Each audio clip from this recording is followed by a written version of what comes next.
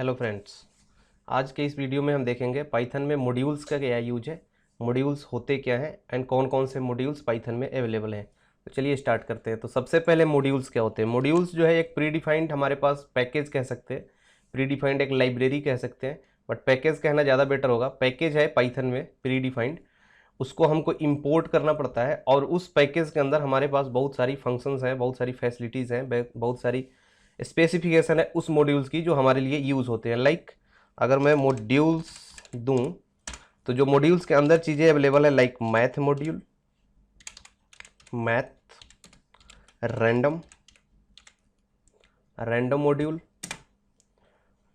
Time module, calendar calendar module, date time, एक साथ अगर डेट टाइम को लेना हो तो एक डेट टाइम मॉड्यूल भी है, OS module, then SYS module.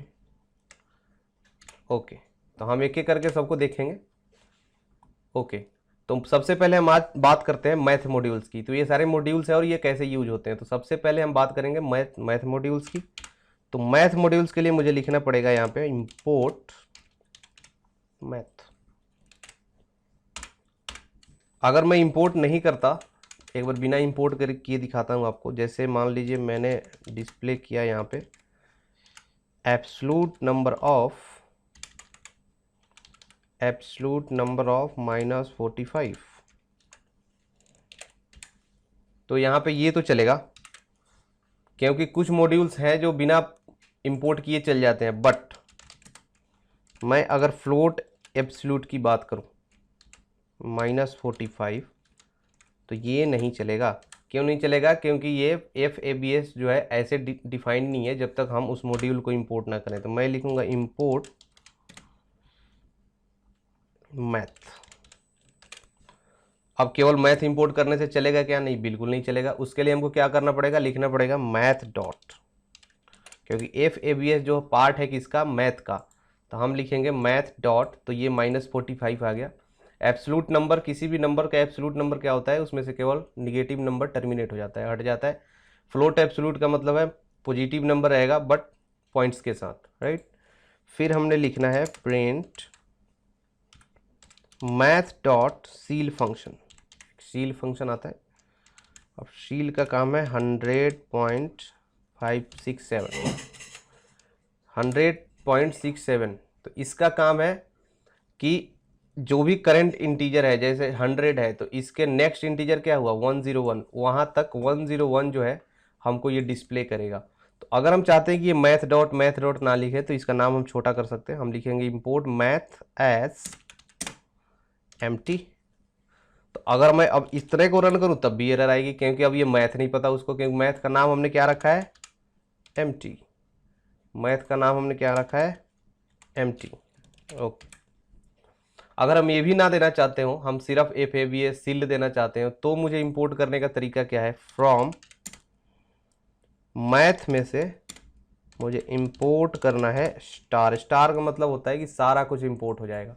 इसको मैं कमेंट कर देता हूँ और FABS को केवल सील लिखता हूँ, तब ये किसी चीज़ की ज़रूरत है नहीं, ये ऐसे एज इट इज़ चलेगा, राइट। तो फिर प्रिंट लिखूँगा मैं फ्लोर, और फ्लोर में होता है जो भी करंट इंटीजर होगा वही रिटर्न हो जाएगा। करंट इंटीजर ही रिटर्न होता है।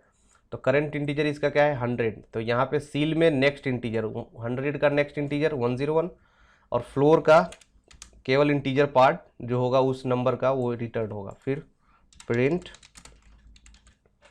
Power function POW।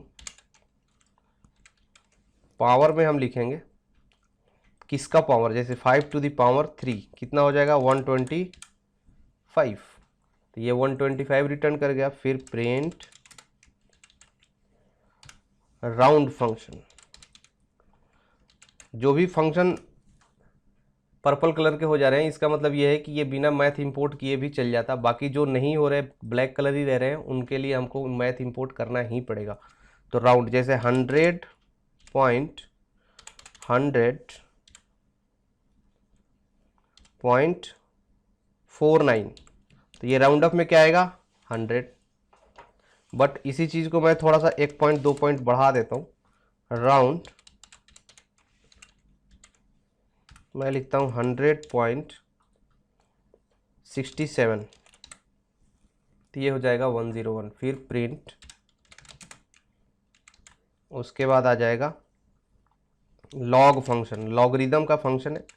तो बाय डिफॉल्ट इसका बेस क्या है 2 है, तो इसका वैल्यू कितना हो जाएगा 2.3130। ओके, राउंड अप में 31 होगा। प्रिंट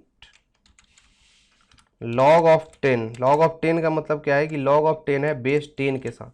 लॉगरिदम में दो चीज़ें होती है, एक बेस 2 होती है, एक बेस 10 होती है। तो ये बाय डिफॉल्ट ऊपर वाला बेस 2 है और नीचे वाला बेस 10 है, राइट। फिर प्रिंट, फिर हमने देना है SQRT फंक्शन, स्क्वायर रूट।